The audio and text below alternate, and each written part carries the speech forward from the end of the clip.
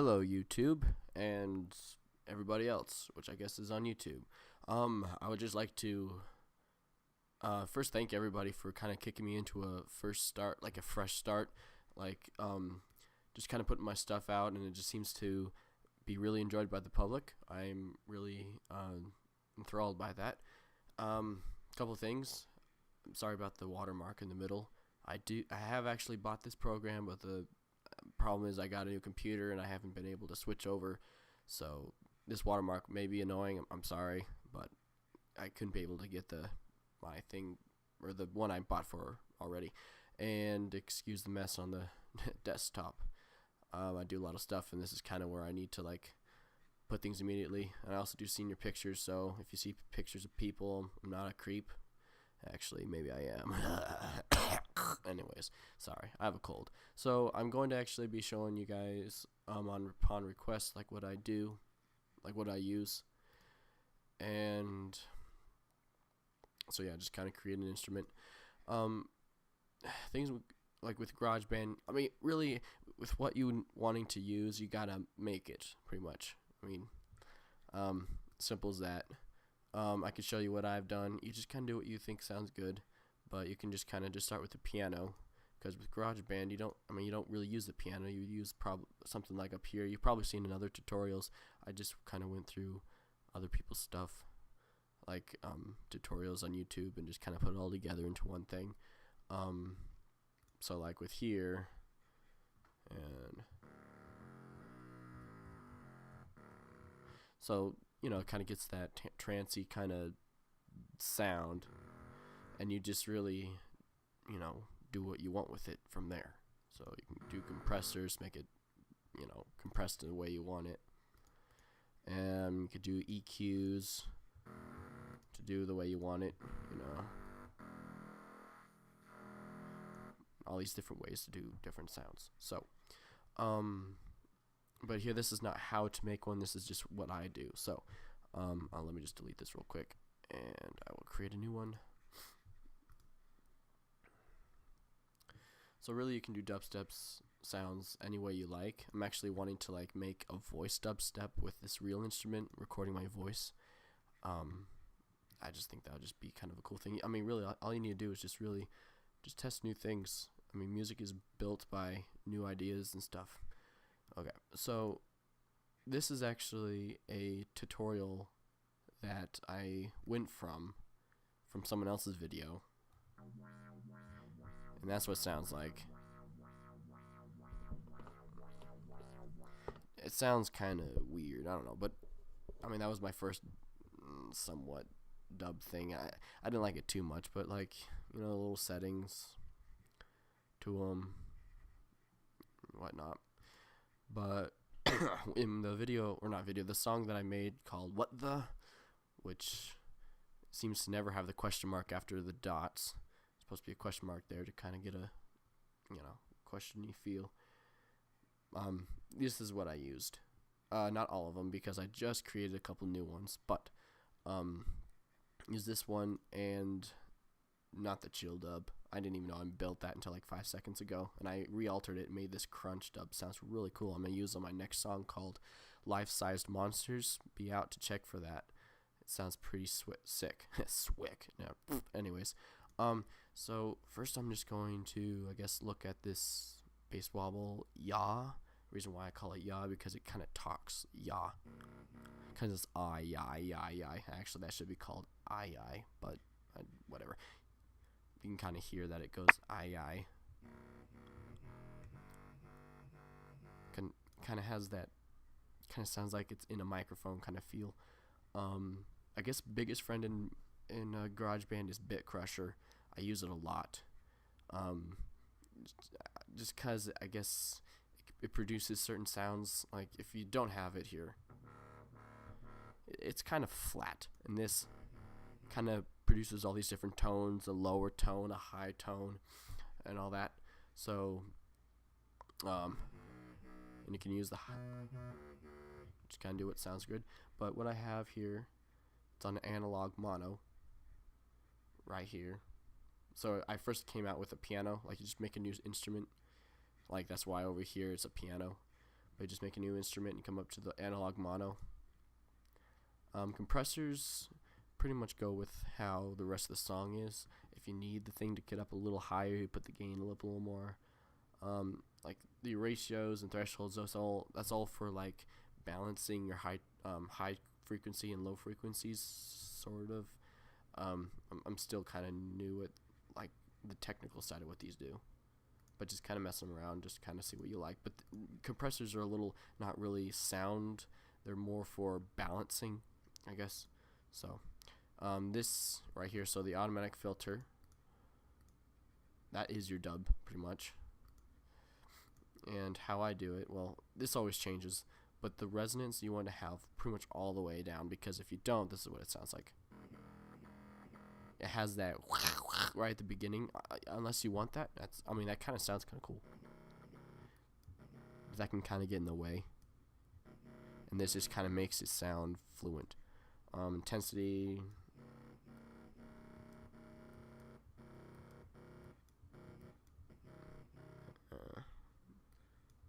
Frequency, whatnot. And so in the speed, which always changes, here's a tip. As just looking at other songs on YouTube, people kind of take take a speed in sorry take a speed and they keep it at that speed, and they slowly move it around. You gotta go creative. I mean, so if you don't know how to like change it on the spot, you just kind of add an annotation. I mean, I'm not supposed to like let's see here the speed, and you just make the thing kind of move around, be creative, make the song not so dreadful. And so like, oops, I know this is not supposed to be what I'm supposed to be doing or like show you guys, but why not?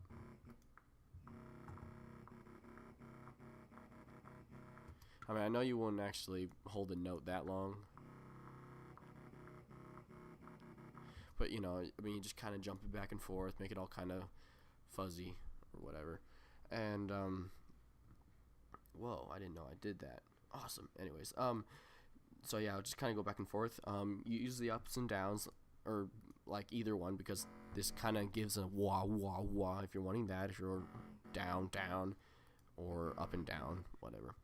And then I put a little distortion, not too much, because you don't want it too crunchy or like, but you want some scratch. I'm really trying to find out like really good dub sounds, because I haven't really found them like really. I'm kind of surprised that this has been a hit for people, but whatever works. The dubstep, or not, sorry, dubstep, the bit crusher. It changes for each kind of instrument. For this one, this is how mine sounds without the bit crusher. Oops, wrong button. With bit crusher. So, I mean, you can choose what you like.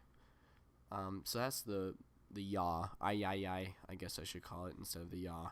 But that's that kind of. It adds a, like, it kind of seems like it's speaking to you a little bit, kind of like some kind of chorus, but at the same time it's all jumbled and it's all wah wah ya ya ya ya or whatever. That sounds stupid, but it's a good thing to have in there. That's what I used. You probably hear it. It's really good to have it.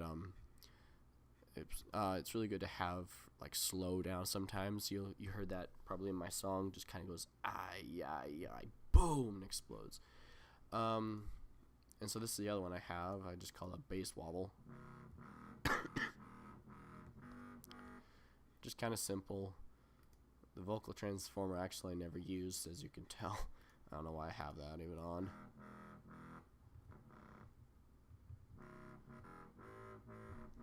But yeah, the automatic filter, this will never be the same, and always for me is going up and down somewhere, like manually. So I just, and distortion, not that much. But there's no bit crusher, so I guess like the bit crusher gives it that yaw sound, because there's so many like other frequencies going on, so it makes it sound different. Yeah, and so then I pretty much just took the bit crusher out and made a whole new instrument. So this is kind of how this one goes. And the second one, I don't really know what this one is.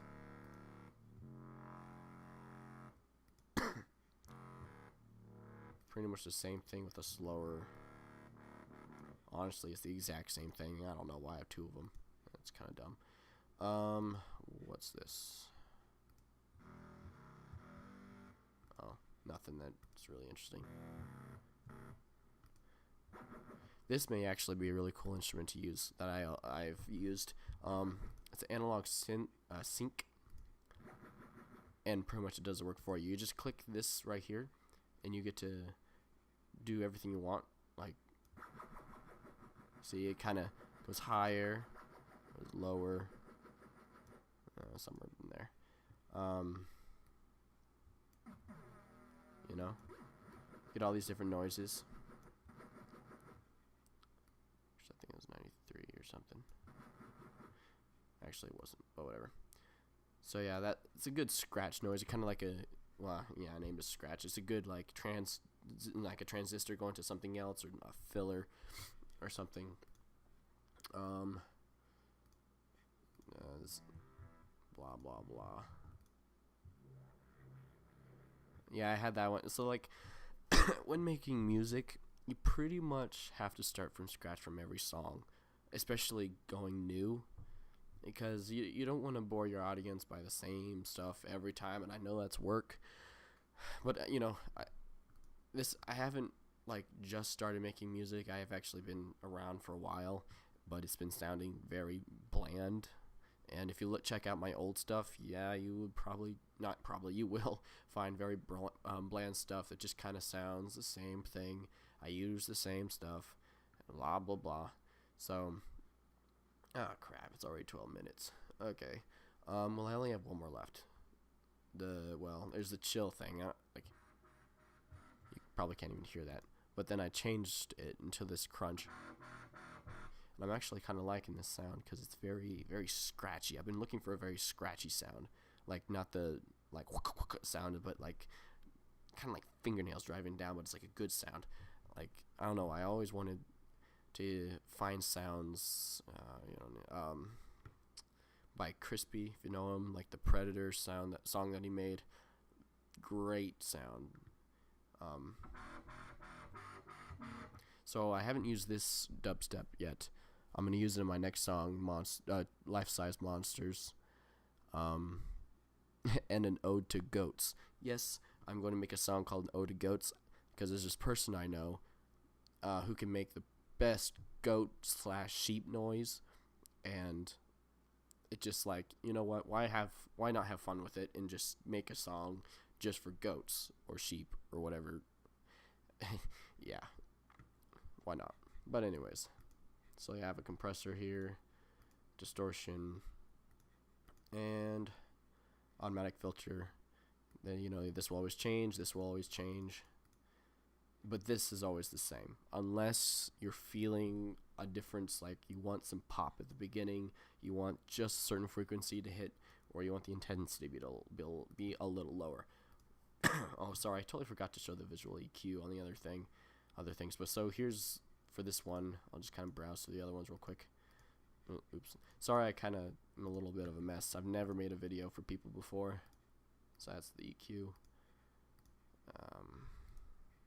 No, I guess they're all the same. Because I never actually... Yeah, so they're all the same. Yeah. Actually, this one might be a little different. Yep. Yeah, so this one I try to get very specific on noises, to get a good, airy, mystery kind of sound. And yeah, I kind of filled up all the all the spaces. I wish there were more spaces, but that's not available in Garageband. But you know, it's a great free application. But you know, I'm losing minutes or whatever. Got 30 seconds left, a little less. So thank you all for your support. I really love it. I mean, I've never thought this would actually happen, and I hope this helps. Any other questions? I'll just make a tutorial how to make a good dubstep sound right after this one. So check out my song, and be ready for new songs. Thanks. Bye.